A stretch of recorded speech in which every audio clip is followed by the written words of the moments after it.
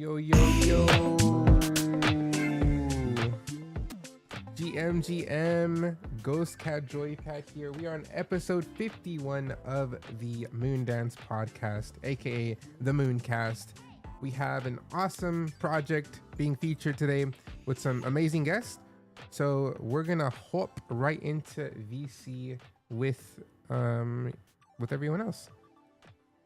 All right, let's go, guys. We're here. Episode is started. What are you guys laughing about? Yo. Freaking heck. All right. So, like usual, we start off with some light intros from everyone here on the panel.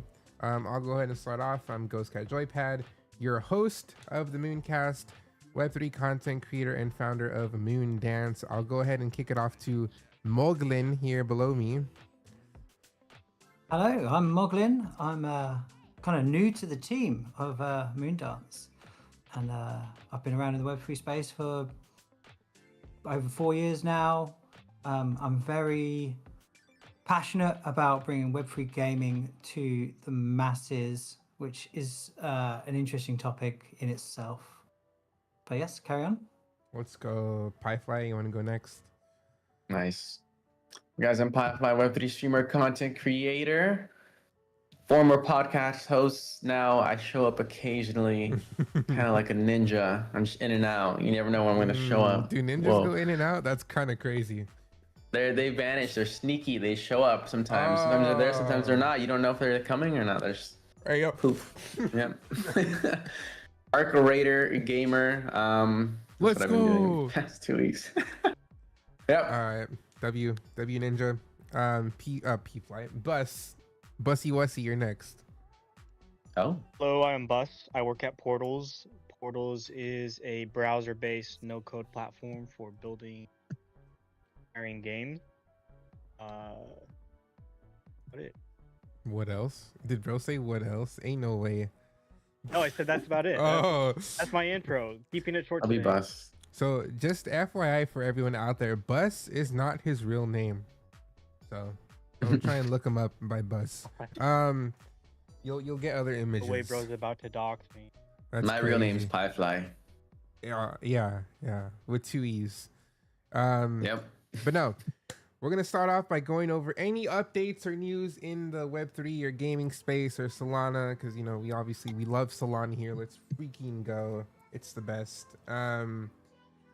But yeah, I guess obviously you guys like literally said this in the VC right now, but GTA 6 got pushed back like a crazy amount of, not a crazy amount. I mean, it's a year, right? A year out now. The years have been going by fast after COVID, but yeah, that's kind of crazy. Long time development. Other than that, the market's still trash. I don't know why it dipped earlier this week, but I think things are climbing back up. There's a large amount of money taken out of Bitcoin. Yeah, this is huge, dude. It dipped so fast. This one is at 163. It's okay. 500 by end of the year. I believe. I said that. Yeah, it's not happening. Yes, it is. It's definitely happening.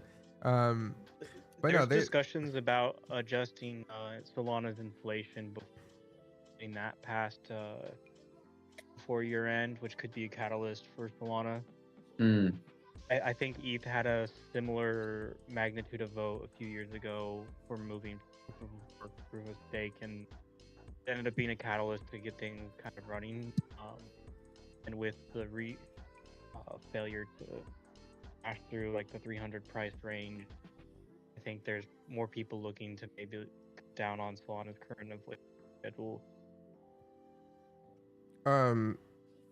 You're kind of cutting out. I've been asking Gomez, who's co-founder of Portals, to buy Bus a new headset, but I don't know. He just doesn't want to put funds towards that, and I'm like, oh, that sucks, you know.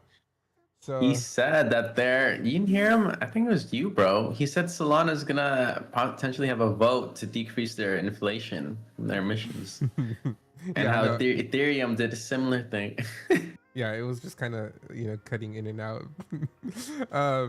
I did turn you Was off I to cutting out? 200%. Yeah. Was I cutting out on your end too, Piefly, or just Just Ghost Cats. You were low. I should turn you up to 200% on Discord. Yeah. Yeah. Okay, so it's Ghost Cat's fault. What Yep, did it's I Ghost Cat's do? fault. I agree. It's your setting. But yeah, any other news updates that caught your guys' attention? I have a pretty big one. Oh, ooh. Moonfrost is Oh. moving off open loop and is essentially sort of splitting their Web3, Web2 base. Oh, for sure. They said they're not Yeah. doing NFTs, no tokens, no Mhm. anything with Web3. That's crazy. Mhm. And they're moving to Steam. I don't Yeah. know. Then after saying that, that's when they decided to say that they're going to do Web3 things completely separate. Yeah. They're just trying to save themselves. That was not planned, bro. There's no way that was planned. It's kind of Yeah. It's kind of crappy to dude. They literally just freaking extracted a ton of money from the whole Oh. space. And Oh, just yeah. said, yeah. Anyway, we're going over here. Frick you guys.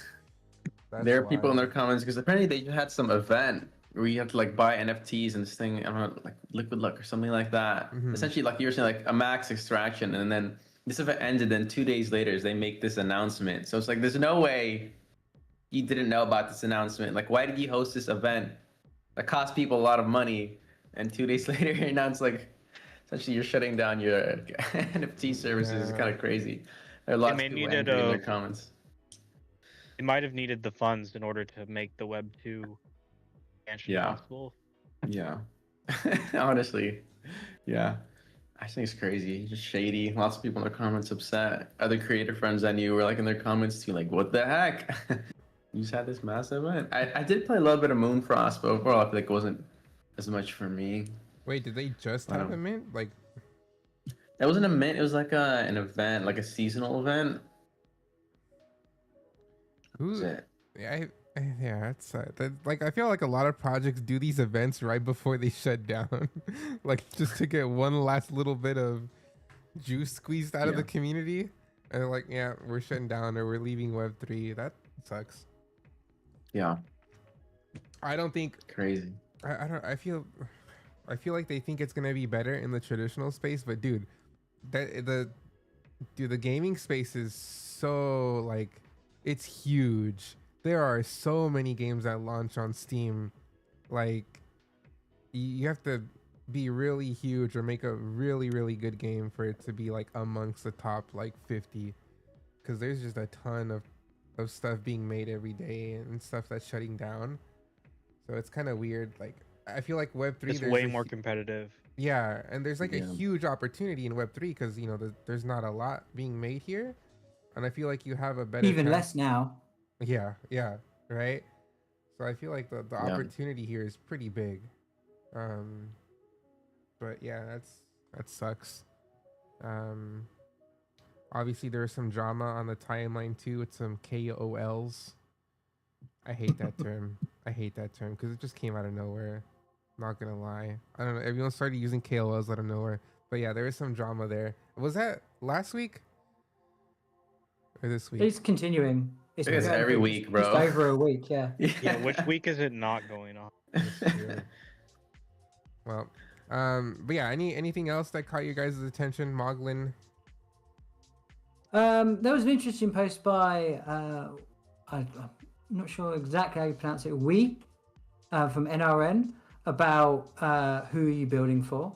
That went quite viral about whether you're building for Web3 gamers or the Web3 gamers, and explaining how Web3 gamers kind of drift to being just a Web3 user because of better profits there, and why else were you a Web3 gamer and not just a gamer? And if you build for for gamers but you're a Web3 project, you're making Web3 gamers, which are then going to drift to Web3. So you should build for Web3, which makes sense the way he described it.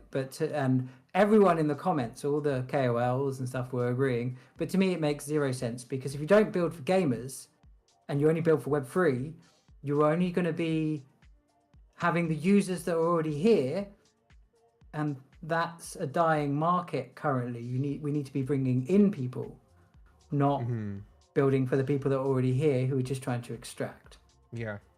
So they missed that part on the end, and everyone was just agreeing not mentioning that. So, but it was a really good post, but in my opinion, missed something. But I haven't been able to write that concisely as I said it way better than I've been able to say it before. Yeah, maybe it's because we're on the podcast. Yeah, when you're on here, I just make everyone nervous, you know, and that's fine. What yeah, are you doing down there, Ghost Cat? I'm doing something. Yeah. Anyway, we can move on. Taking topics. This is true. We gotta make ends meet here, bro. Anyway, join the Patreon for some Ghost Cat feet pics, paw pics. Paw pics is crazy.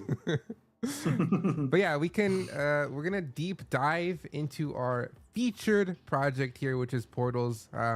We love Portals. Portals is the best. There's been tons of updates for Portals, their ecosystem. This like past year. I feel like you guys are really like going this year. There's been tons of stuff happening. They had their token launch. There's been tons of updates, builder updates. We had 2 game jams this year already, which is kind of crazy. And the game jam that happened recently, like last month with Atari, I feel like that gained a lot of traction, like from new people outside of the space. So Bus, would you like to elaborate more on this game jam? What you guys learned, your favorite parts about it? Yeah, of course. I think with these game jams, we're still kind of they're kind of a new concept to us in terms of actually executing on them. Obviously, there's a game jams a year, but what makes Portals a little bit unique is everybody, you can't just like upload previous code or projects they work on. They get the prompt and they have a set amount of time to do it. And the first game jam we did kind of on the fly. It was primarily our core community, our existing builders who jumped in and participated in that. We had 5 different tracks during that one, so each track was just like basically a different genre you could of game to build. So there was like side scroller track, a horror track, a racing track, and we had kind of found that all the different tracks was a little bit too much. And so for this game jam, we changed the format a little bit. We added an extra week for building. We limited people to only entering 1 track. We narrowed down the tracks from 5 tracks down to 3 tracks and got really good results. I actually think next game jam we'll even just do 1 track. And what we ended up doing is we ended up distributing this through itch.io, which is primarily a platform in Web 2 for doing game jams.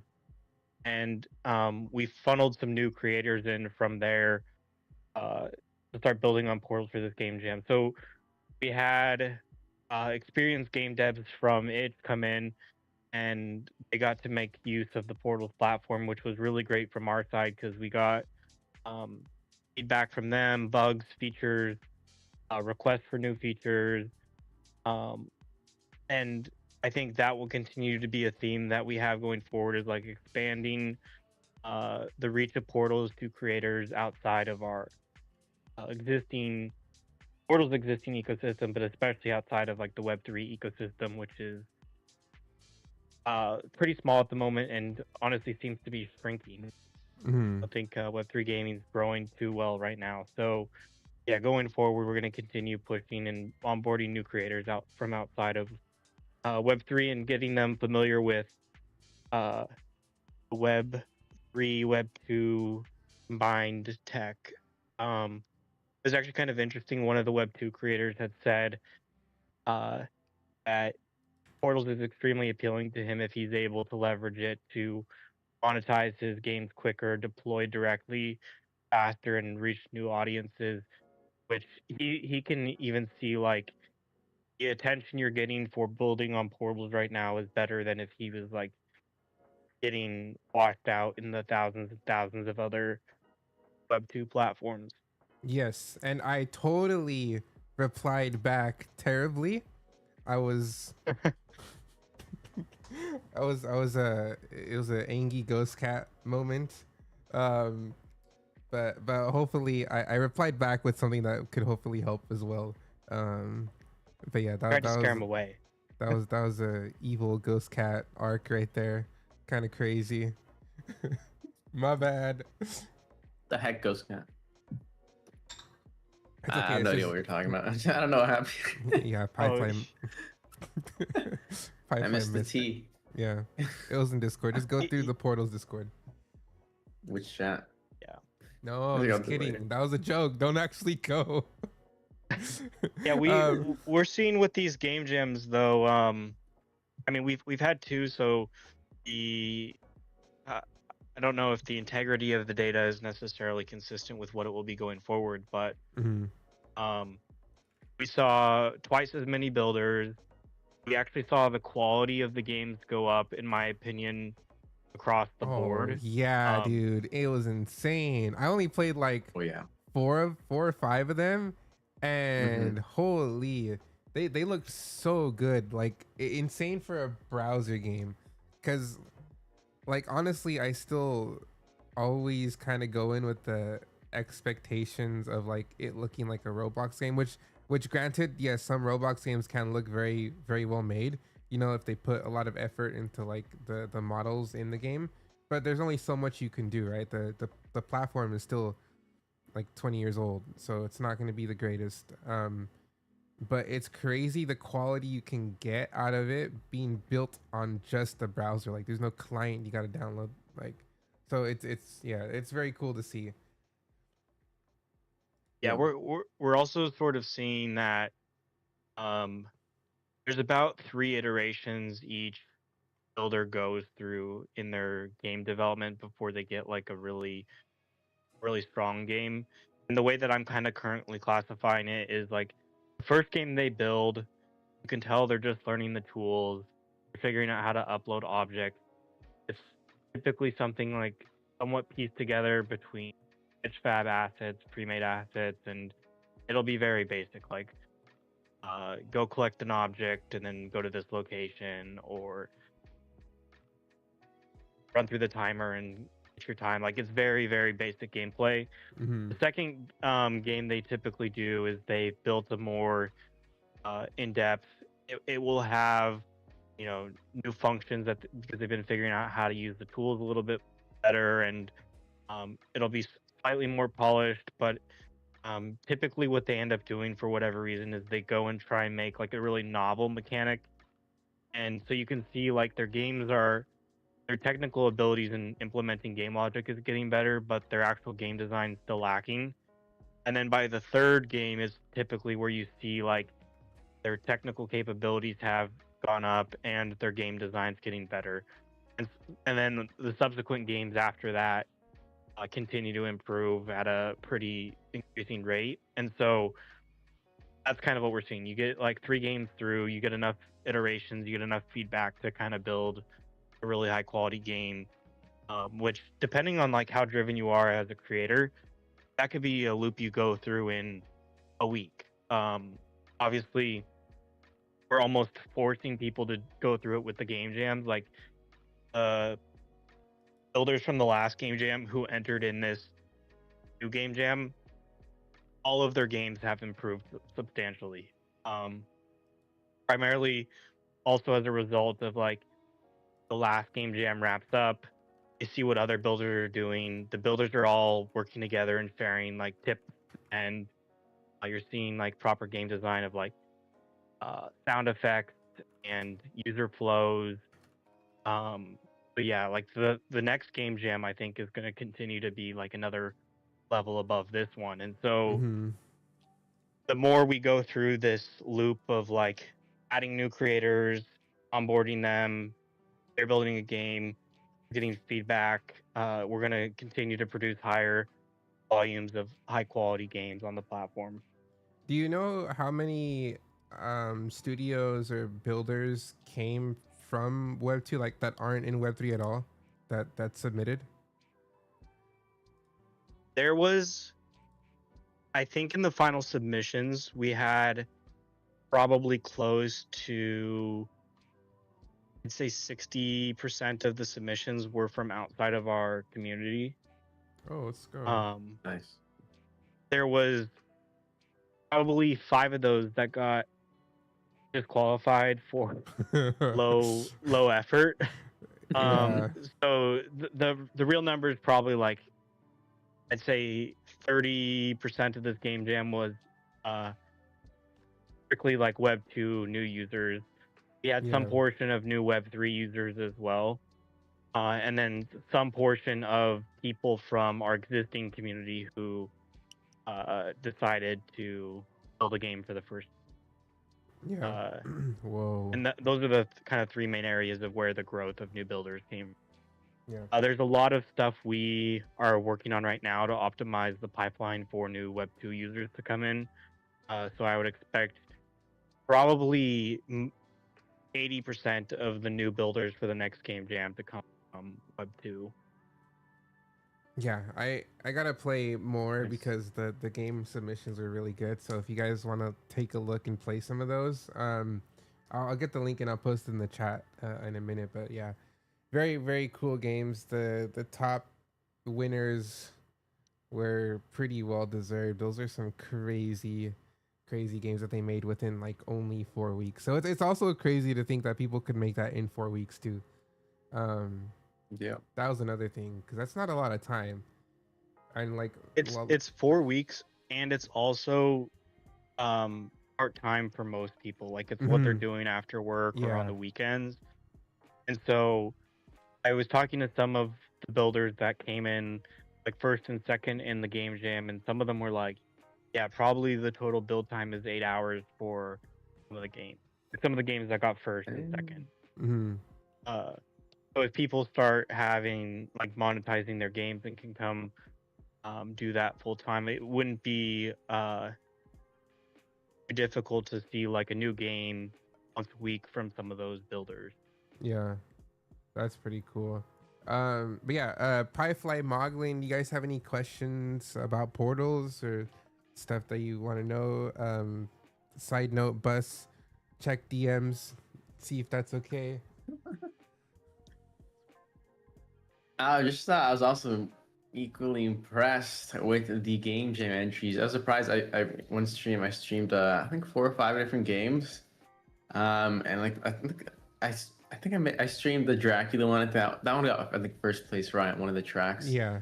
But other than that, like I streamed the other games I streamed were like super high quality, and I saw like they even placed like second or third. I was like, dang, like these games are really good. And like I didn't even get to play a lot of the ones that, other than that one that placed first, like that placed in the top entries, and the ones that I did play I thought were great. So like I was like, dang, like I agree, like their build quality is like gone up a lot, and it was so much fun. The ones I really enjoyed them. Hughes game, oh my gosh, Hughes game was so much fun and scary. I like that, like parkour. Dude, elements. I watched your stream when Jump you scare. played Hughes game. It looked crazy. I was very surprised. Dude, yeah. I didn't know he had it in him. Yeah, Not gonna lie. You cooked. bro, put the money where his mouth was. That was crazy. Yeah. It looked really good. I didn't get to play it. I just fun. watched your stream, so I gotta try it. It was fun. Yeah. It's cool even being able to give them like feedback. Like, okay, I think this segment was like too hard, or maybe like this isn't that clear, and kind of like just give feedback to different builders. Same with that submarine game was fun as well. That was fun. Was Like that the the- horror. Was that the Yeah. one where it was the beginning? You had to like jump through stuff, right? It's like a No, you shouldn't have submarine No, the entire time. that was Jamie's game. The one where you like gotta go and jump through stuff, and it's like you just moving forward. Oh yeah, I played No, that no, one too. no. Yeah. I raged. That's not quit, Jamie's bro. game. Who was it? That was Who? Moffle. Moffle, bro. I get them confused all the time. Not gonna lie. I rage quit that game. It was fun, but like, I can't do those games, bro. I couldn't do it. I kept dying and restarting the same freaking level. It was annoying, but it's fun. But yeah, Moglin, you got any questions? Do you played like much like the sandbox genre of games, like Roblox? There's the Rec I Room. was around when like before there was like sandbox games, and I was making like maps in like a milkshake for 4 games, and it was about the same kind of level except for you had to have the software That's a drink. as milkshape. Oh, It's an old modeling software. And then like when Roblox came out, I was looking more into more complex games, that kind of stuff. So I haven't made much in like the current metas of sandboxes, but I've definitely made a lot of assets and stuff for games and maps. But you asked if I had a question. It's quite specific. I'm one of the like the first game users that you described. So I started making like a little only up kind of thing. You had to climb up basically because I was just working out all the tools. That's kind of where I'm at so far. But wait, GhostCat was Portals? telling me, yeah. Oh, I didn't know you were making something.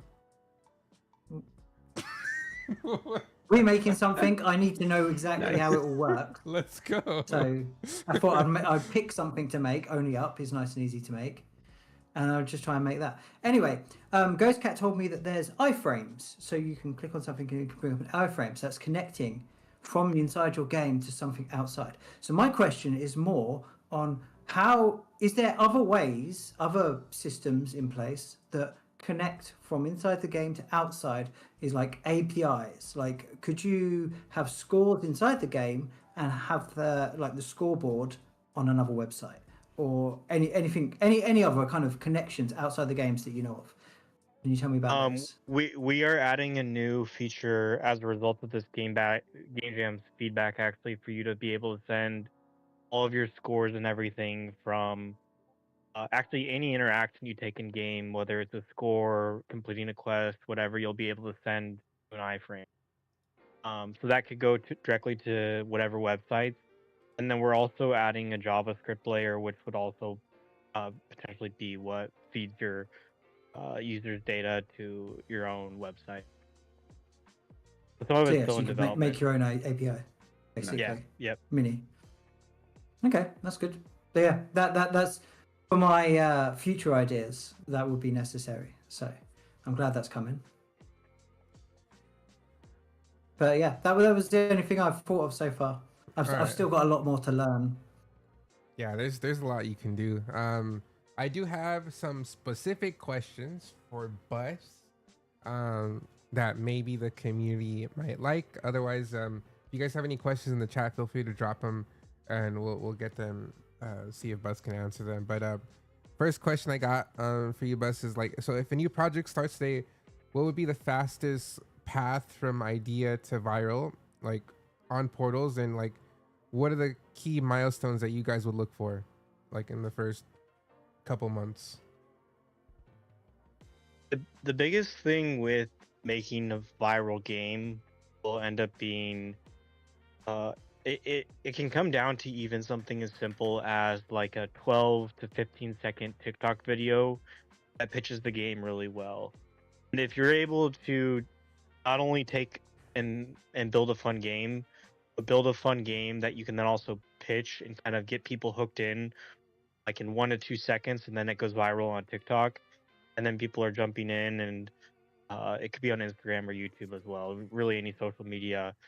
I think that would be, in order to get virality, the main thing is going to be distribution through socials. And then also the game actually has to be fun. So not only do people have to get like enticed by the pitch of the game in the first couple seconds, but it also has to be one that once they jump into it and go test it out, it's something where they're inviting their friends in to come check out as well. Yeah, that's one thing I like about it too. Like as a streamer, it's so easy to get people to play. I've had like the most success getting people onto Portals than any other Web3 game because they don't gotta download it, and inviting people is super easy with the link.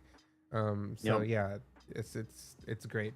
So it would make like a good multiplayer game that people can jump into would be incredible. I don't know if we have one yet on Portals. I think most of the experiences right now are single player, like little mini campaign modes. Yeah.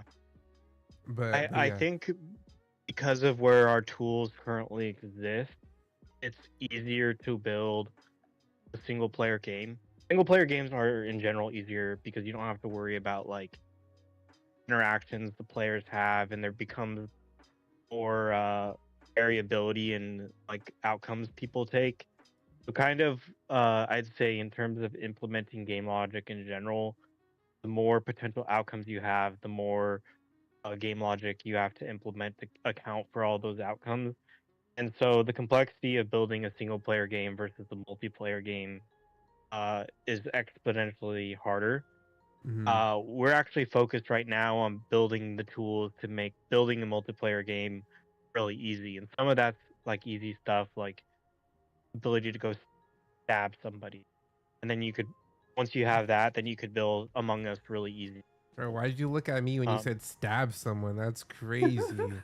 we need somebody to Holy. test on. Yes. Like an Among Us so experience would be awesome. That would be cool. Yeah, so that's sort of where we need to go with the tools next, and then the other pieces of the tools feed into those here. Like once you have more player-to-player game interaction, Mhm.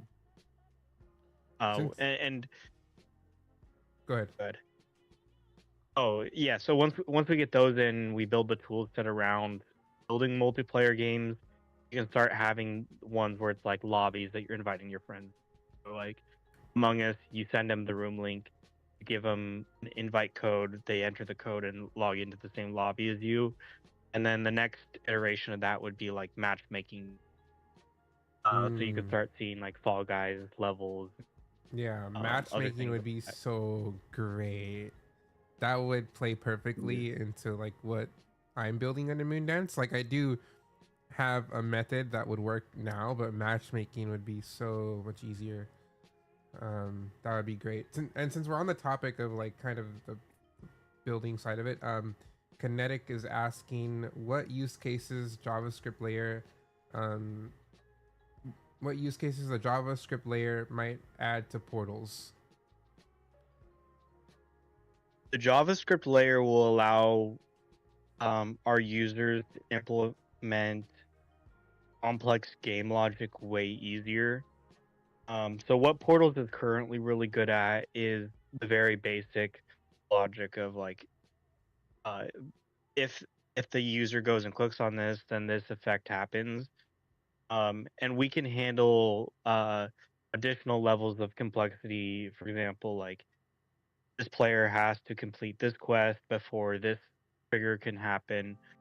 But in terms of like really complex game logic, some of that will be opened up in an easier fashion through the JavaScript layer. So, for example, if you wanted to have a set of like looping requirements or more complex simulator games, you could have the logic put in JavaScript and then it's interacting with the portal's trigger and effect system. So, I think that's going to be the primary thing. So, code is getting to the point where a lot of users can vibe code with it as well. So you have that layer available. Players can start vibe coding additional game logic on top of the existing system.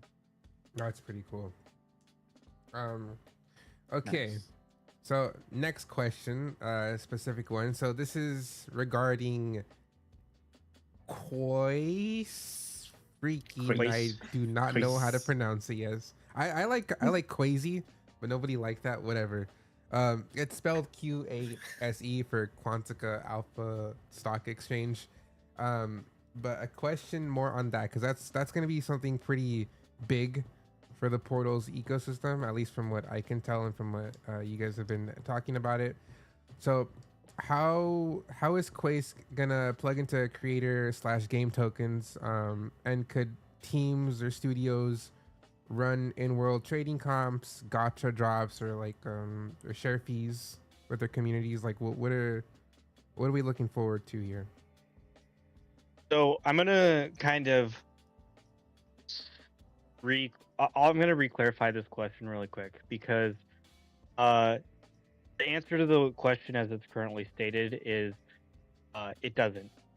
Quace doesn't plug into game tokens from creators, and creators don't plug into Quace. What Quace does that should be exciting for creators is Quace is being built with the tools that we will release to creators. So Quace, we will start releasing all the tools that creators need to build their own trading venues, gamified trading, gotcha mechanics. Everything you see that's going to come to Quace will be creator tools that anybody can use and set up, which includes things like sharing fees, triggering different actions based off of trading activity, 3D chart mechanics. All of that is coming to our creator tool set, and Quaze is meant to be sort of a demo of all those tools. That's how I would think about it. Quaze is actually just built using all of the new creator tools. Okay, and then like, sorry, we should probably. Can you give like a quick overview of what Quace is gonna be? Yeah, Quace will be our virtual representation of the New York Stock Exchange. It'll be a venue primarily for users to jump in. They can trade tokenized stocks on Solana. So all of the X stocks, pre-stocks, Remora, all of those markets will be available to trade in Quace. Quace will then take fees and revenue from the trades that happen in there and distribute it to the Chrono DAO, which is the DAO that ended up actually funding the development of Quace. It will also have things like RWAs, so you can walk up to gotcha machines and collect Pokemon cards. That will be powered by Collector Crypt. And then there will also be like perps that you can trade, so we can do esports style perp competitions directly in Quace as well. That's cool. That's a whole lot of stuff. Yep. Yeah, that's pretty exciting. We got another question in chat. When Quace? When? A lot of wins. To be announced. Yeah. Yeah, actually, the current plan for the rollout is to get some of the Quace creator tools out beforehand. So you'll see those come out first in multiple iterations of that, where you'll start to see things like the swap mechanics and the chart tools and the triggers and effects associated with those start to roll out over the next couple weeks. And then we'll launch Quace as the demo. And the idea is we have a big event planned around the Quace grand opening. And so we'll get everybody funneled into Quace. They'll check it out and go, whoa, this is a cool experience. I wish I could do this. And the creator tools will already be released, so we can direct those people to go build their own experiences similar to Quace. You're saying cool. I can front run Quace. I can launch my own Quace before Quace. I think basically, we'll call it. You can try. Price. Just kidding. Get it Quace before 2026. Ooh, Bus gonna have to work overtime, bro. We only got one more month and a half before 2026. I think should happen. You heard it here, guys. Bus confirmed. End of November 2025. That's kind of wild. The first win ever. Wow. All right, that's awesome. There's a few windows that are good for launching Quace, and I think it's gonna be mid-December is the optimal, because you don't want to launch during like Thanksgiving or Christmas week. Breakpoint is mid-December. So that might be a cool thing to be able to go at. Oh, that would be so sick if you could like sponsor me and Piefly to go make content at Breakpoint for Portals. Yeah. Woo! That's funny. Oh Bro's not saying anything. That's actually something sick to like showcase that Breakpoint. Yeah, like you said, like live trading competitions in Portals. Oh, I think that would kind of go hard. Oh, I thought. Never mind. I definitely want to make like short form content on like Quace. I feel like when that goes live, like shorts. Yeah, like, I feel like something like that could go viral. Yeah. Yeah, there's some 100%. Cool pieces to Quace too that will be good to dive into details on. So, like one idea is to have backed assets that are in Quace, but they're backed by stocks. So one of the first collectibles I want to launch in Quace is like the red McDonald's uniform with a red visor, and it'll be Yes. wearable, but it's backed by McDonald's stock. What? That's Oh. so funny. Yes. Dude, I You're can't like- believe I missed the DJ Ape Axie, the with the full McDonald. I missed that Oh one. yeah. Pain. Oh, But yeah, that's so sick, actually. That's crazy. Actually, collectibles backed by stocks. What? Yeah. Yeah, Yeah, so that's Oh, that'll be wow. interesting. Yeah. We and there's plenty of stocks too that you could kind of make sort of meme cosmetics around. Like a Tesla car backed by Did like bro Tesla stock. just say Mimi? Ain't no way bro said Mimi. Meme E, like Oh, MEMEY. I thought you said Mimi to say meme. Oh, you scared me for a No, second no, there, no. Bus. Holy. That would've Bus, I been- need that Tesla car backed by Tesla stock. What? Please. What? I need it. I need Or a like Tesla a- car I can drive in Portals. Oh. An Optimus pet Wait, backed wait. by Yes. Wait. Yes. Wait, hold up, Bus. We saw freaking hover bikes in a Portals trailer. All right, and we got pets before that, and we never saw pets in the trailer. What the heck's up with that, bro? Pets were teased. Which one are you more excited about? Yeah, the pets, but hover bikes are cool too, because that can open up some new gameplay. You can use the hover bikes. What do you mean? You can set up vehicles. Yeah, but not the hover we bikes have you the- guys, the actual ones you guys teased. Yeah, we did. We had people build games with them. What? What? What? Yeah, earlier this year. What? No, you did not, bro. What the heck? How come? I'll send you Drop the a link. video of it. I need to go search for it. It was 6 months ago. What the heck, bro? Mhm. Freaking holding out on us? That's kind of crazy. Not gonna lie. You gotta stay more up to date on things. Okay, bro. Okay. I We were have gonna another- drop those as collectibles, but haven't done that yet. So that is a fair point. But I want that. Yeah. um, Unless I make it first, I guess I just gotta beat you guys. Okay.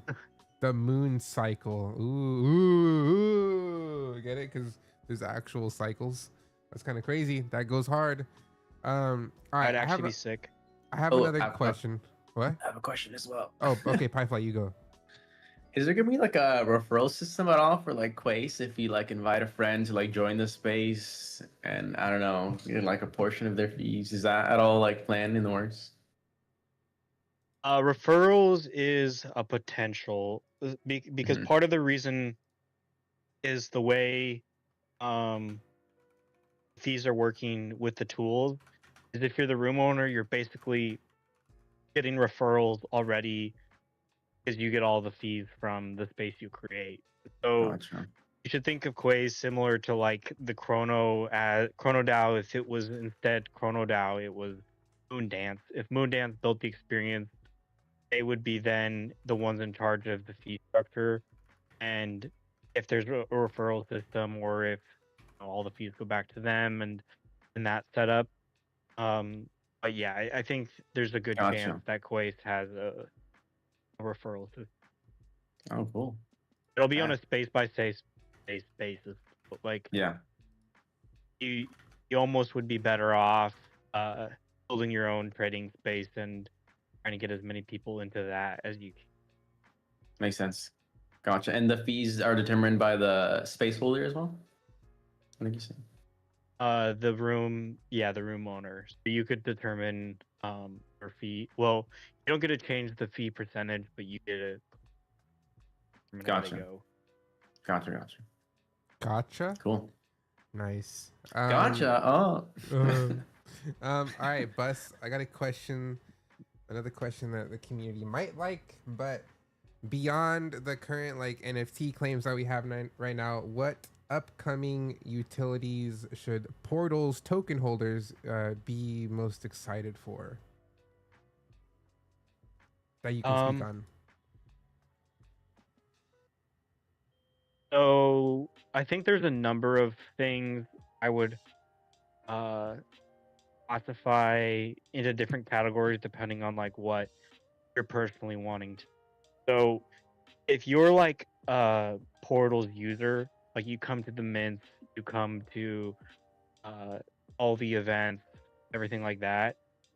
We're gonna start opening up the creator tools for them being able to release their own backed assets and their own features that tie into things on chain, which means you should very soon see like an explosion of in-game utilities for the Portal token itself.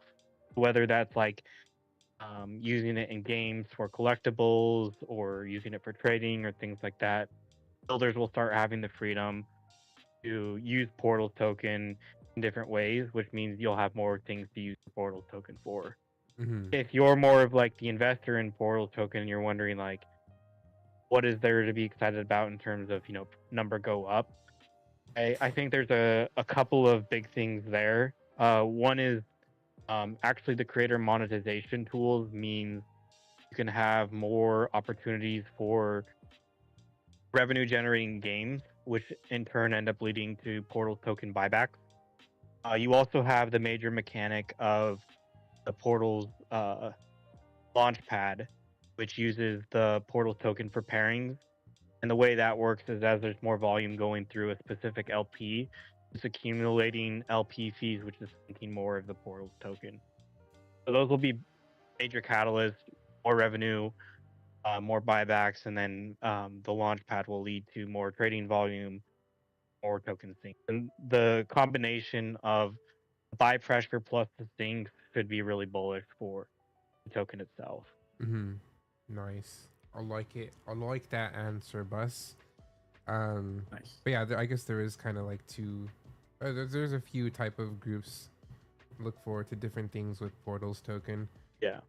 But yeah, that covered up the main groups of people wanting to use it, and then people wanting to like hold more or reason to gather more and to watch it grow as the platform grows. But there's just so much like room for that, and I think you guys are gonna rubber band up so fast once people realize Yeah. it, once Quace is released, because yeah, it's right now it's so undervalued. I think like Portals in general is very undervalued right now, for everything that you guys have done and already have out. Like that's excluding everything big that's coming. There's already a ton. So like Yeah, it's actually kind of interesting because if you look at our token competitors in Web3, most people would classify it as like Sandbox, Decentraland, other side. And I think for the last 4 months, Portals has had higher net liquidity inflows to our asset economies than those other platforms combined. Those are all up at like the 500 million market cap range, and Portals is sitting at that's like crazy. sub 10 right now. So yeah, there's definitely a lot of uh, potential upside, and I do agree with you in terms of the rubber band. It's not going to be like a slow grind up. It's going to be like a snap, and then Mm-hmm. we're back up to where we should be. Yeah, let's go. Portals to Let's go. $5 by end of the year, with Solana at 500. I got a dream. Okay, that's pretty awesome. I do have a couple more questions, but I don't know, Piefly, Moglin, do you guys have any questions before I continue? Not that- Projectiles in the works. Pro- Wanna, like make like Bus. a gun. Like Bus. When the frick are we You know what's getting kind of funny is projectiles? I was under the impression that projectiles were like a hard thing technically, and the devs told me a few weeks ago it's super easy for them. I was like, oh man, we haven't had projectiles for no reason. So yeah, we're kind of in the phase right now. So post game jam, we're trying to go through and fix. Our priority list is like bugs and really tedious Bugs. quality of life issues. We'll get those fixed. We'll go knock out like obvious improvements for existing games, so ways to like improve the quality of those games even through some minor updates on our side. And then additional feature requests, and then like the other side of Portals is more of the experience on-chain stuff. So we're working on all of the tooling for Quace and Quace Long as well. So that's currently our focus. Once we get through all the game jam stuff, then we can start getting more into the new tools again. So projectiles and we actually just started up our builder meetings twice a week again, and so the list of new requests is growing rapidly. We're in actually a really great spot that we have almost an endless amount of feedback and ways to improve the platform. So that's actually nice. Yeah, Nice. Can I ask? Has anyone asked about hit scan? Because I know Oh, yeah. projectiles can be tricky, but hit scan's a lot easier. Is it gonna be hit scan and projectiles, Buzz? Hit scan, hit scan, hit scan, hit scan, hit scan. Nobody's actually asked about how it'll work. That would be a question I have to ask our devs and see what they're. Hit scan doesn't use projectiles at all. It's a completely separate system. I think when we it can be developed quicker. Yeah, when we say projectiles, I think right now the community just means things that can shoot stuff. I don't think they. Yeah, but there's two different ways of doing it. Yeah, and I don't think they mean technically to do it projectile way. Right now, the community is just asking if there can be like stuff that can shoot. But yeah, I do love hit scan over projectiles in games because it's just more fun with hit scan. Kind of, although I could unless it's a picture if you're sniper. building sandbox. No, because if you're building sandbox, you could have like blocks on the side of the map that are shooting things, like like a Mario style platformer game that are shooting projectiles that are going to hit you. Can you do that already, or? If they're not aiming, then yes. Like if you're just wanting, like in Mario, there's like the cannons that shoot the cannonballs and they go on the same path. That's already possible. Okay. We don't have like a ability to give a user a gun and have them point it at something and shoot it. That's more what it would be, is like giving the users a gun to shoot, or having some sort of system in game where it could aim at the players and shoot at them. That's gonna be released this week. Got it. Super excited. So I got another newbie question where I was reading up all about portals, and it was said about districts, and I was wondering if you can explain more about them. Are they in the game already? Like, is it like merging people's different areas together, or what is districts exactly? Districts is sort of a deprecated concept. So a bit of lore for Portal's history. Originally, Portal started as these little metaverse apartments. You bought an NFT, it gave you access to an apartment. You could build, like, you could basically just decorate your room in these apartments. Okay. As people started doing that more, users started kind of pushing the limits to building more creative things within those spaces. And people found that, it'd be nice if they had more space to build in. So then the NFTs got upgraded to each of the different NFTs could give you access to different templates. And so the higher tier NFTs gave you access to like a city district where you could set up an entire city block and it was yours and you could put whatever you wanted into it. So the NFTs as the requirement for building all this stuff continued to be a friction point. And so earlier this year, actually, in February, we moved to completely free building. So anybody can build a city district now, not like a district gated by an NFT, and it's just kind of a template you can use when building. Most of our really experienced builders primarily build in the blank template, which is essentially just an open area to build whatever game they want. Some of the new builders prefer to have the templates just to give more of like background and scenery to a space.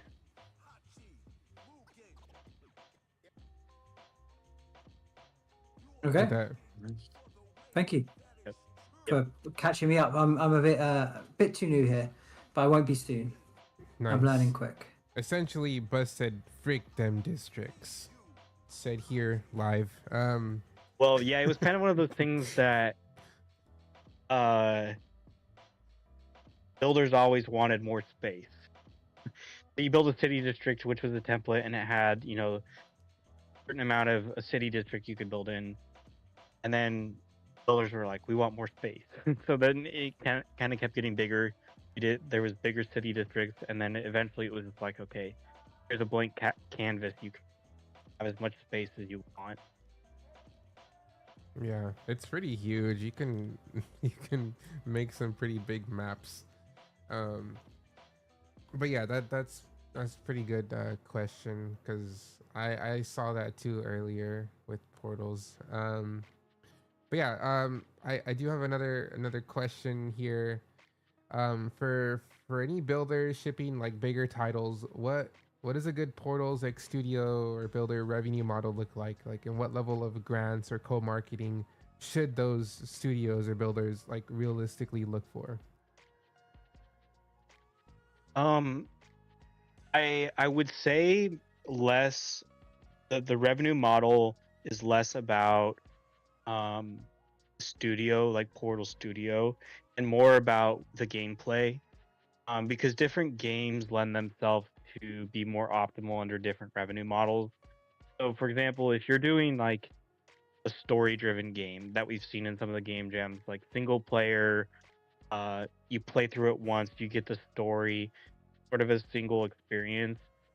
Your optimal revenue model is probably going to be like selling access to that game for $5, and people pay to play through the game. Um, and typically what you would do is you'd like release um maybe a demo of the game or allow them to get to a certain point and then they have to pay to unlock the rest of it so you can kind of hook them in. But I think that model would work well.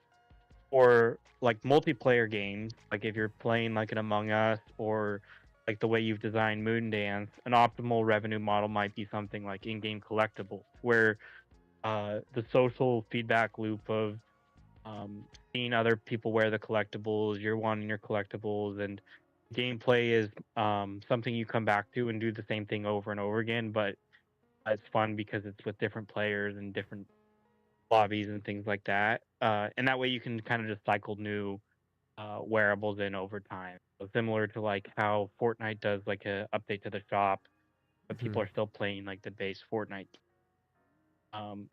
That works well. Um, there's also just like revenue models depending on like Quace, for example, will be heavily trading focused, so more Web3, and the revenue model behind that is trying to figure out how to get more volume. So doing trading competitions or things where you get a bunch of people in um, to play at once, and they're maybe working their way through like a volume-based battle pass and unlocking new things. That can work well. So I would say generally it's less about um, Portals and the studio, and more about what does the game look like. Mhm. From Portal's side of things, um, we're generally going to be trying to push our creators' work out there as much as we can help support. Yeah, you guys are And really good so at for that things, already. yeah, Yep. so for things like where we can help, we will. So like for Block of Horror, they helped host this last game jam. They had a mint, and they went and made all these trailers for their mint, for the Block of Horror, for the Blocktoberfest. And they would just send us the videos, and then we can push them through our main Twitter account so it gets more eyes on them. Did they make that Um, last ad for like that was 100% them that they made? yeah, all the videos they made. It's funny That was videos. so good, dude. I thought it was Those like are funny. I thought they kind of just used an already made video and like just added their mint page, but that No. They made that, and that actor is like a friend of main or one of the main guys at Block of Horror, Mazer, or Mazer. He yeah. his day job is cutting trailers for video games. So he works with Oh, like all the major Web 2 video games and cuts trailers for them. And then the other side of the team, dang. they're all like film focused. So like writers on The Walking Dead and things like that. And so the pairing works well where they have uh their day jobs are a mix of creating films and creating trailers for video games, and that's how you kind of saw like the full on uh trailer they made for their Mint Oh, and the that was video inside. so good, dude. Nice. It was Yeah. really good. I'm gonna drop that link in the chat on YouTube here. But yeah, that was a very well made video there. Yeah, it Super almost awesome. looks like it's almost too well made where it looks like they didn't make it. That's why I Like, thought yeah, like 'cause yeah, it literally, looks no, so literally. good. It actually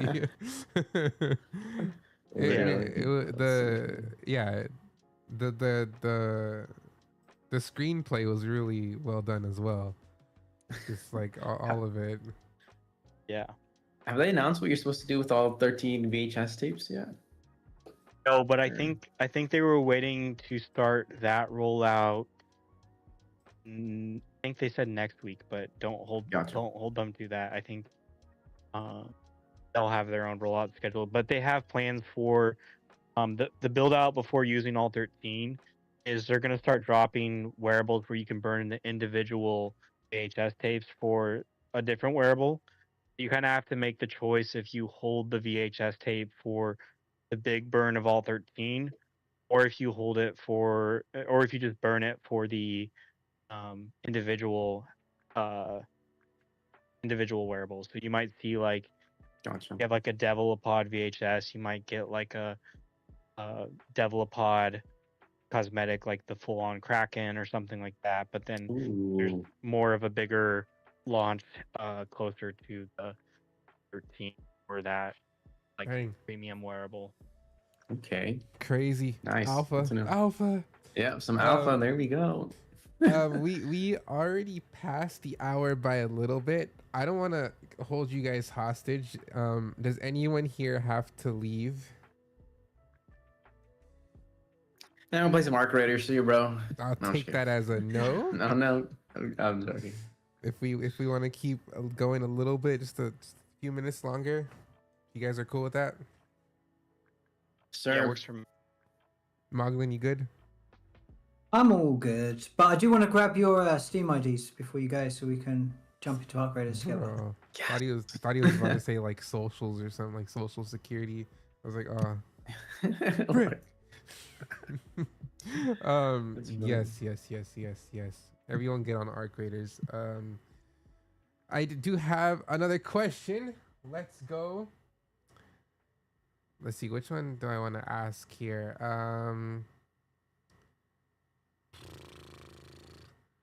Yeah, any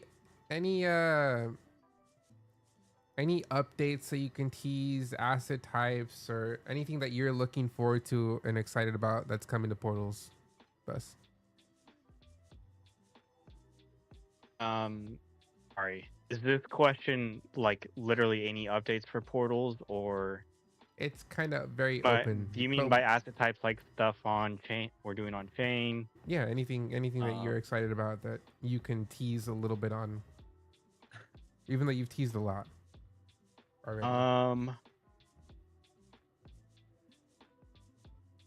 This is interesting because there's a handful of things that I'm really excited about. I think for me, and this is the one you'll see actually the most immediately, so I'll tease this, is the new creator monetization tools are really close to rolling out, and those will come with basically just permissionless ways for creators to make revenue. And the reason why I'm excited for this is we've seen with the game jams the level of quality that gets built when there's sort of like the monetary incentive to do it. And I think this kind of the first time makes Portals always have that monetary incentive. So as we start adding more of these monetization tools, the creators start to have more of a reason to like build their game, make it high quality and ship it, and do that on a more frequent basis. And so I'm excited for those to go live because that will mean that we start to see the number of games and content on Portals start to scale a lot more rapidly than we. Yeah, that is pretty exciting. Nice, Um, dude. Yeah. whoa! Your camera's glitching out, Piefly. What? That's so creepy. Yo, What happened? It looks normal to me. Yo, look at this street. Oh, brother, is bro doing The that other on- Oh thing. my gosh, gonna- really? My eyes do that? That's so creepy. I'm seeing it now. Yo. That was weird. Oh, What the heck? yo. Yo, that's so creepy, bro. Stop. Why is it doing that? Oh, I'm gonna turn off my yo, camera. that looks I'm so- turning off my camera, bro. This happens every time with this freaking software. After an hour, it just starts to rug. Bro, that's not rugging, bro. Your thing's cursed. Wait, Moglin too. Oh, I think he's just mocking. All right. Our camera's off. Getting back to Portals. Dude, I gotta say about us, dude, with the axes and just all the collectibles and the VHS. Y'all freaking got me hooked, bro. Oh my god. First of all, I love the concept of like an unruggable mint, where where you like put the money in, you can get it cash out for a refund wherever you want. That I feel like solves already so many problems in like the space that people complain about. And it adds to the rarity, and I just love that. And I feel like more people in the space need to hear about it and collect all these things, especially all these Axies, man. Spent hours streaming Axie Rescue when that came out. She wasn't the first, was the second to catch them all. That was really fun. You were so close. You were so. That was so close, dude. I caught 7 of the same mythic ones, bro. Oh man. Wow. It was rough, bro. It was rough. Unfortunately, it just came down to RNG, I think, in the end. But and then you got all these different collectible ones. Dude, the freaking Pikachu one that came out yesterday, I got one. Actually running out of I wanted more than one, but I'm like running low on liquid. Y'all keep doing this. I feel like there's so many people that are collectors and that just love collecting things and collecting rare things. I think the Portals, yeah. Go ahead. Yeah, it's one of the things I'm most excited about, especially for the next couple weeks, because we've started lining up more of the UGC side of them launching more wearables. So we started to have a first couple trials. The Block of Horror, they did everything for that mint. Hondo had his Steve Pumpkinhead, which was super fun. And I've started reaching out to some of the other creators who are going to start launching their own wearables as well. And the thing that's really cool about it, and with the backed assets, is you no longer have to one, worry if the creator is going to be able to pump the NFT or even just maintain the floor. You can kind of just collect the stuff they make risk free, which I think helps in terms of previously, I think people were almost forced to take the bets on what they thought would at least maintain value, and primarily what we saw is people would only take the bets they thought would go up in value. So the reason that's kind of hard is if you're supporting a new small creator, their potential of going up in value is a lot smaller than minting everything Portals launches or minting everything one of the more popular creators on our platform launches. And now you can just see a small creator and you can go mint their stuff to support them, and it's no risk to you, which I think is really cool for the creator side of it. Is any creator can get support regardless of the likelihood that they are going to be able to keep their floor or go up in value. Yeah, creator wearables, creator collectibles, all of that UGC content that we'll start seeing come out is going to be really fun. So it's all gonna be backed assets. Is that the locked in I guess feature of all these UGCs? For the foreseeable future, yes. Nice. I think you kind of need we tried a bunch of different models different mint prices, and like for Portals mints, it's obvious that like it's it's our platform. We can help maintain the value of the different collectibles. But when we were looking forward at like how does just a random creator make something that people actually want to purchase? And when you're dealing with capital allocations of users, you need to make sure that they feel safe in taking the bets, and then also that they're actually able to maintain their capital. Because what you saw with like the NFT cycle is people would place their bets, get rugged, or the project would fail. The whole user base then becomes poor, and then they don't want to buy NFTs anymore. Now you can like, there's still some risk. Like if you're buying on secondary for a premium for some of these, you have the potential loss of like the price you pay on secondary versus the backing. But at least for mint, you can kind of mint everything risk free, and then just redeem them if you need the capital for something else, or redeem them if you want to rotate into something else or anything like that. So And that also helps in turn the collection be more rare too, because you're burning the asset. So like it's a really good cycle, like circle that goes around, and like no matter what happens, it's kind of good for both the user and the builder. But it also means builders can release stuff without there was previously like the burden of, I want to drop a collectible, a new collectible, but the users would complain like, you're not providing enough value for this previous collectible. And you're like, well, I want to launch something new. And so there was that weird dynamic. And now it's like, if you launch a new collectible, it's going to help gain visibility for the creator, and it also doesn't take liquidity away from your existing NFT. Yeah. Nice. Sorry, Piefly, I cut off your question. No, you're good. I say like for the, I guess the creator, what happens with those funds that are, I guess, technically backed? What can they like do with that? How does that work? The creators don't get access to them. So the way revenue is created for backed assets is it's separated into, I think, anywhere from 5 to 6 revenue streams depending on your rollout. But generally, they are the creators get mint fees, redemption fees, and royalties, and those are the big 3 revenue drivers. And we expect royalties to end up being probably 80 to 90% of the revenue streams over time.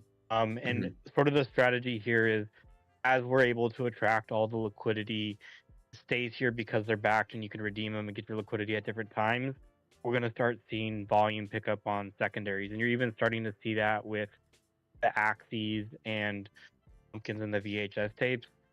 And every time you're doing a secondary sale, it's basically forced to be above the backing or at least close.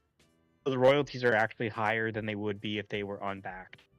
And this allows our users to purchase more stuff, they're trading more frequently, and to still maintain their liquidity. And then the creators basically only get paid if there's actually demand for their assets.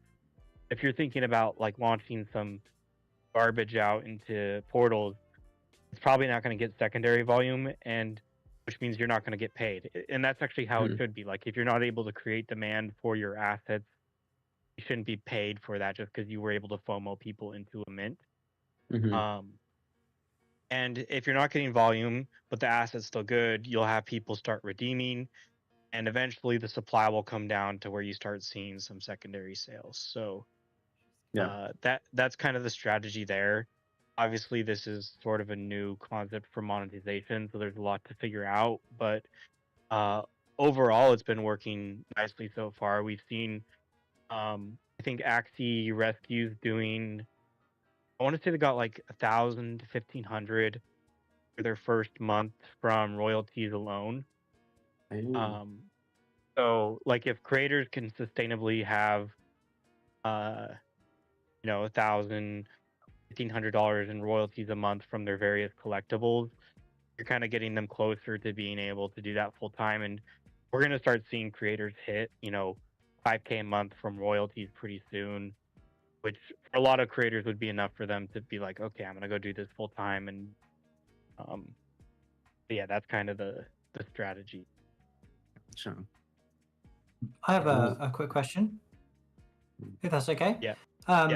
So the backed assets, what do users buy them with? Is it USDC, Sol, or Portals? And is it that what it's backed to, that same currency? Which one is it? All of the above.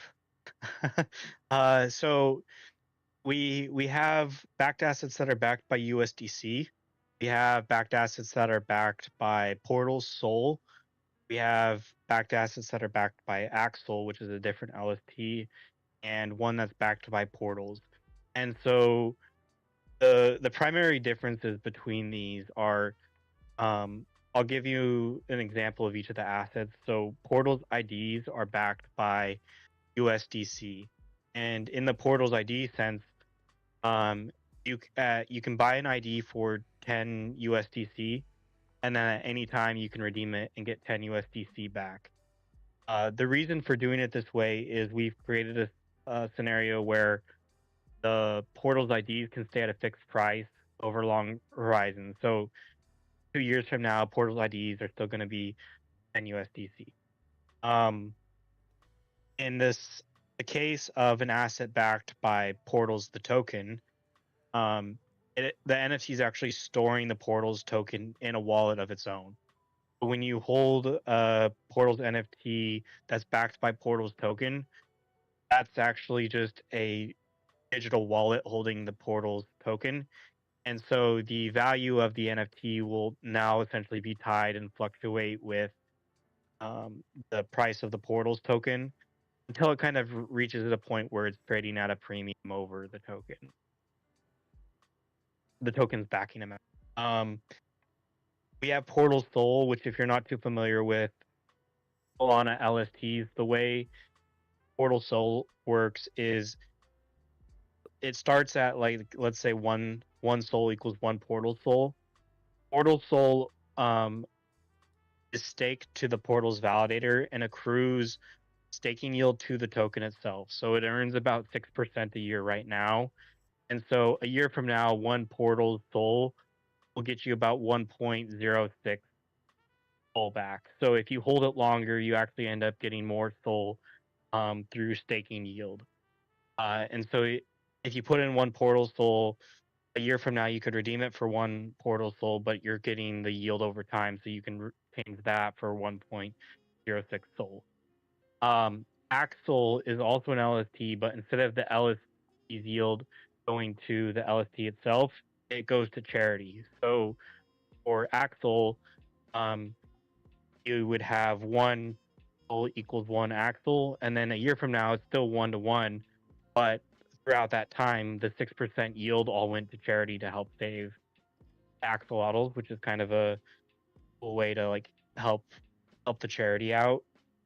And then we're going to be adding additional backings as well. So I had previously talked about doing stocks to back the asset, which means collectible will fluctuate with the stock price.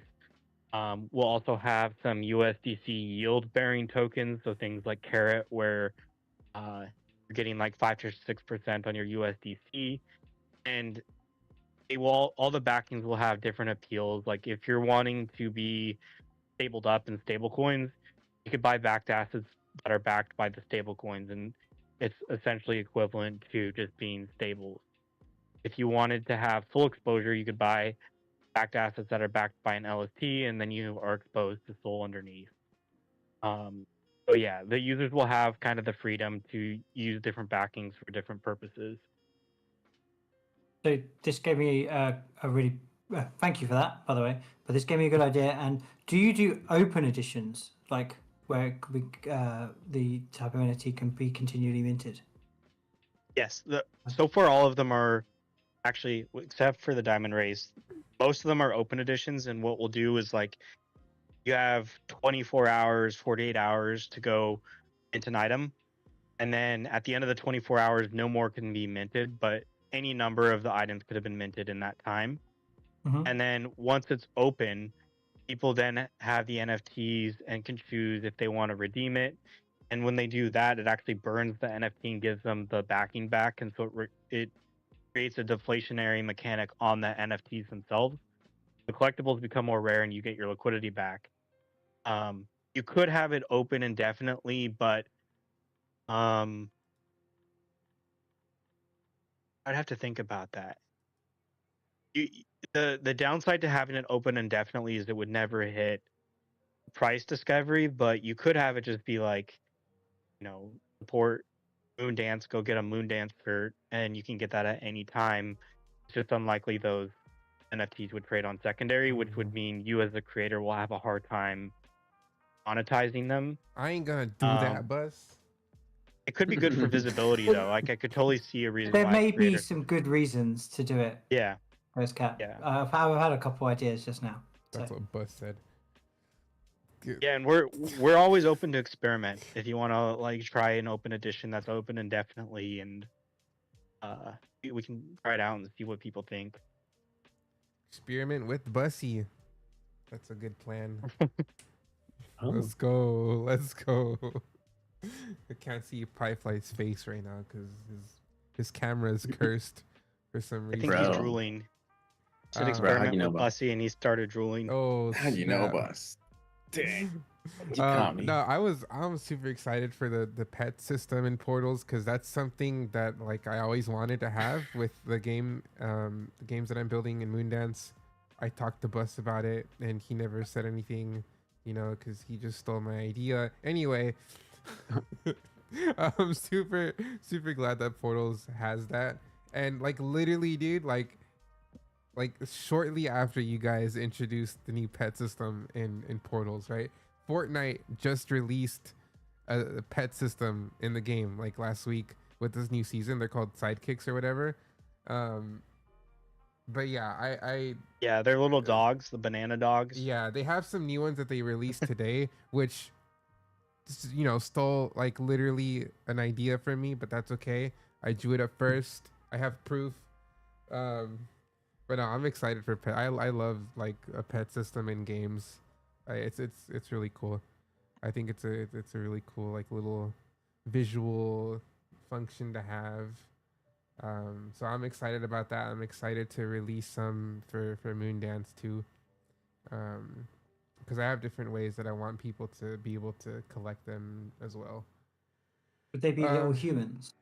What? What? You got space Hey, cats. yo. But they're little humans Bro. as pets. It can be little humans or little robots or... Oh no! I'm gonna make one designed off bus. Get your free bus pet. No, that's What kind really of cool. tricks would you teach him? Oof.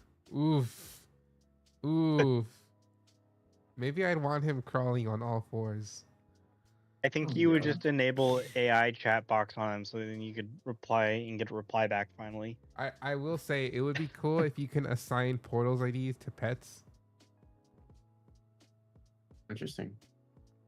Yeah, I had seen a suggestion for that. Nope, I said it first. I said it first here. Well, it might have been you who suggested it. Somebody messaged about that in chat a few weeks ago. Oh, it wasn't me. I was thinking Probably about that. Piefly. Thought it would be cool. Do what? Huh? I heard my name. Yeah, Bus said it was probably Yeah. you. But we're Whoa. coming up 30 minutes past the hour, guys. I think we'll end it off here.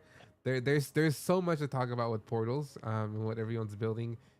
Super thankful for Bus to be here and answer all our complicated or simple questions. Thank you, Bus. But yeah, we gotta have you and Gomez on again because there's so much to talk about, especially with like all your upcoming updates that are happening in Portals. So I think next year is gonna be super awesome. There's gonna be so much to do and talk about. But for sure, want to have you guys on again Yes. if that's cool. But yeah, we'll close it off there, guys. Any closing thoughts you guys have? Thanks for having me. It was good podcast. Thank you. Appreciate you, Buzz. Thanks, everyone. W Bus, Moglin, first Team and time. Arc Raiders. Yes, Team yes. Arc Raiders. Everyone get When on Bus Arc. gonna play games with us, huh? Bro, same. The only time you played a game was to freaking clap Duck 1 in some random Clash Royale match. Oh. You gotta get Bus on I don't the really Gomez. play too many. I don't really play too many games. Okay, bro. That's insane. I was But yeah. thinking we could make a duck version of Arc Raiders in Portals. Duck Raiders. Duck Duck Raiders. Raiders. There's like different ducks that come down to attack you. Well, there'll be like geese or something. The geese would be the bad guys, and then the raiders would be ducks, What? and they have to extract to the pond. So the game would be called Geese Ducks. Because the Raiders are the Oh, yeah. players. All right. Buzz, know. don't take that idea, please. I just had our devs start on it to be implemented in shoot. Power. Nice. Imagine. We need weapons, more weapons in Portals. But yeah, we'll end it off there, guys. The VOD will be up on YouTube, so if anyone's watching this on the VOD, if you have any questions about Portals, comment them below, like and subscribe. But yeah, we'll catch everyone later. Peace out to the podcast. Deuces.